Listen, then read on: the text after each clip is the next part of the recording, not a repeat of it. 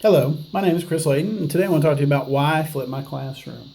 I'm going to use a paper slide technique in this video. It's just something very easy you can replicate in your own classroom or actually have your students do as well. So, got your paper here. We're going to simply slide it on out and I'm going to slide in the next part.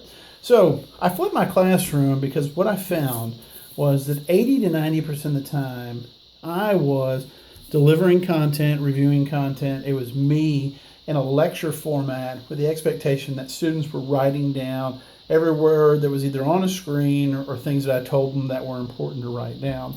The problem I found with this was that only about 10 to 20% of the time were students actually practicing skills or applying those skills that we learned in class. So I wanted to find a way to change this and this percentage to where it was more like this. 80-90% of the time, students were practicing applying their skills, and that 10 to 20% of the time was based on lecture, delivery of content, or review of content. Because I feel that these can actually go over an application, but they don't always have to be in that long lecture format.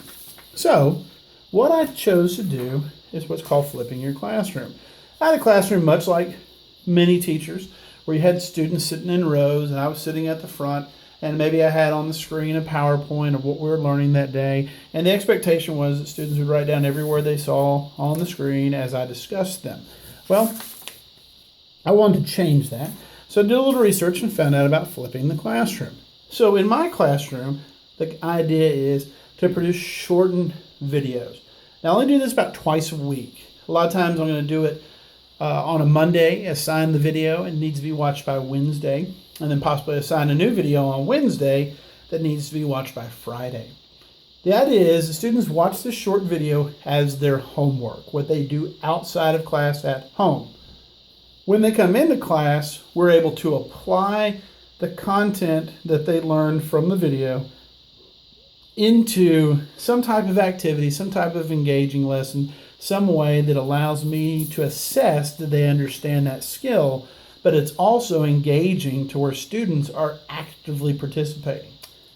What I found is by flipping the classroom, homework becomes more accessible because simply watching a 7-minute or less video for all students is very easy to do. Even if a student doesn't have internet access, a lot of times these videos become the first 4 or 5 minutes of class at some point before that lesson takes place.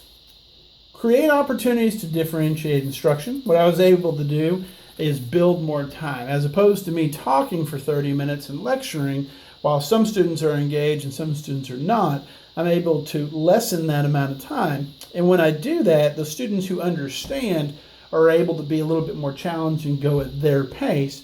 And I'm able to go help those students who don't understand as well. Students learning at their own pace. As they watch these videos that are 7 minutes or less, if they don't get it, they can pause. They can rewind. They can rewatch it. It's a great way to allow students to study for an upcoming test. It also presents a transparent classroom. The idea that parents often ask their child, what did you learn in school today? Or they communicate with teachers, I just don't understand why my son or daughter doesn't understand this. By creating the videos, what I found was I saw that parents were watching them as well, and they were able to engage in conversations with students at home. Producing engaging lessons and activities.